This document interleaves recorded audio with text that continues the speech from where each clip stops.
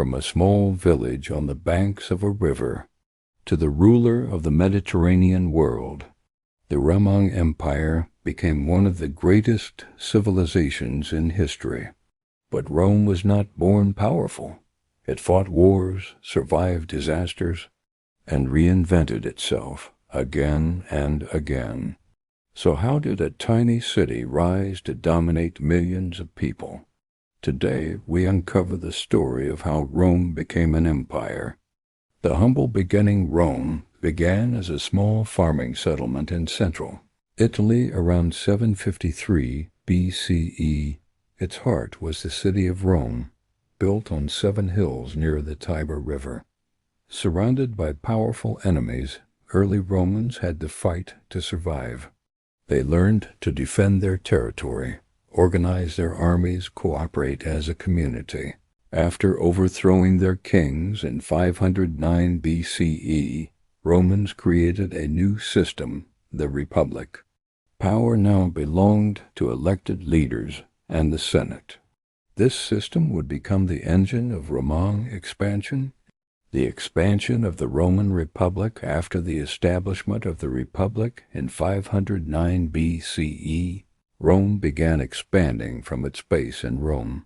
Through wars and alliances, it defeated neighboring tribes such as the Latins, Etruscans, and Samnites.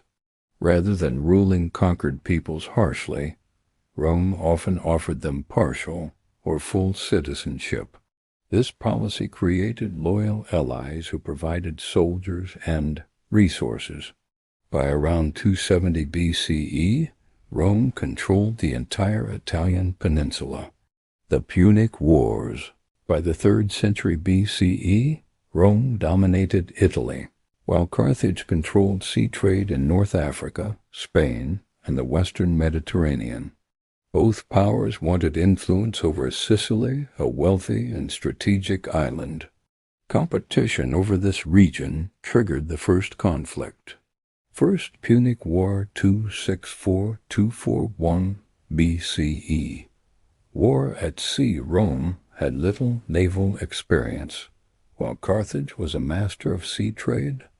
To compete, Rome quickly built a navy and invented boarding devices to turn sea battles into land-style combat. After 23 years of fighting, Rome won. Result: Rome gained Sicily, its first overseas province. Carthage paid heavy war reparations. This victory marked Rome's first step beyond Italy. Second Punic War 218-201 BCE. Hannibal's invasion. This was the most famous and dangerous war for Rome. The Carthaginian General Hannibal Barca led an army including war elephants across the Alps into Italy. He won major victories and defeated Roman armies repeatedly. For over 15 years, Hannibal threatened Rome itself. However, Rome refused to surrender. A Roman general, Scipio Africanus, attacked Carthage in North Africa, forcing Hannibal to return home. In 202 BCE, they met at the Battle of Zama, where Hannibal was finally defeated, and as a result, Rome took control of Spain. Carthage lost its army and navy. Carthage became a weak client state, and Rome was now the leading power in the western Mediterranean. Third Punic War 149-146 BCE.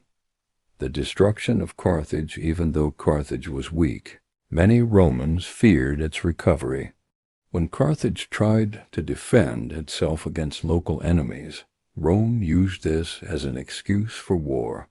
Roman armies besieged the city for 3 years. In 146 BCE, Carthage was captured, the city was burned, and survivors were enslaved. Conquest of the Mediterranean. After defeating Carthage, Rome turned east. It conquered Greece, Macedonia, Asia Minor, Syria, Egypt. Roman legions marched across 3 continents. By the 1st century BCE, Rome controlled Southern Europe, North Africa, the Middle East, Wealth poured into the city: gold, slaves, land, trade. Rome was richer than ever, but success brought new problems. As Rome grew, inequality increased. Wealthy elites controlled land. Poor citizens struggled. Generals gained personal armies. Politics became violent. The republic began to collapse. One man rose above all others: Julius Caesar. He conquered Gaul, gained massive popularity, and challenged the Senate. In 49 BCE, he crossed the Rubicon River and started a civil war. Caesar won and became dictator. But in 44 BCE, he was assassinated and Rome fell into chaos again.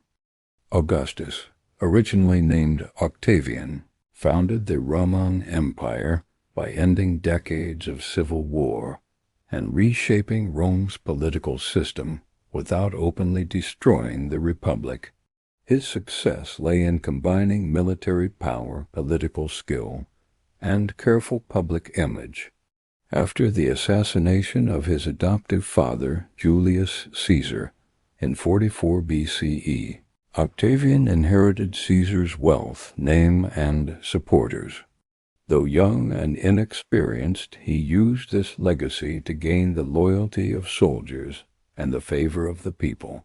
He soon became a major political force in Rome. To defeat Caesar's enemies, Octavian formed the Second Triumvirate with Mark Antony and Lepidus.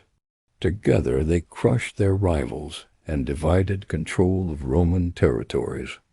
Over time, tensions grew, especially between Octavian and Antony, who allied himself with Cleopatra, the seventh of Egypt. Octavian used propaganda to portray Antony as a traitor influenced by a foreign queen. In 31 BCE, he defeated their forces at Actium. After Antony and Cleopatra's deaths, Octavian became the sole ruler of Rome. In 27 BCE, Octavian made a strategic move. He announced that he was returning power to the state. In response, the Roman Senate granted him special authority and the title Augustus, meaning revered one. Although the republic still existed in name, real power now rested with him. This moment marks the beginning of the Roman Empire. Augustus ruled through a system called the Principate. He called himself princeps, first citizen. Rather than king, avoiding titles Romans disliked, he controlled the army, governed key provinces, and dominated politics, while maintaining the appearance of traditional government. He also strengthened the empire through reforms. Augustus created a professional army, improved taxation, reorganized provincial administration, and promoted moral and social laws. These measures brought stability after years of disorder.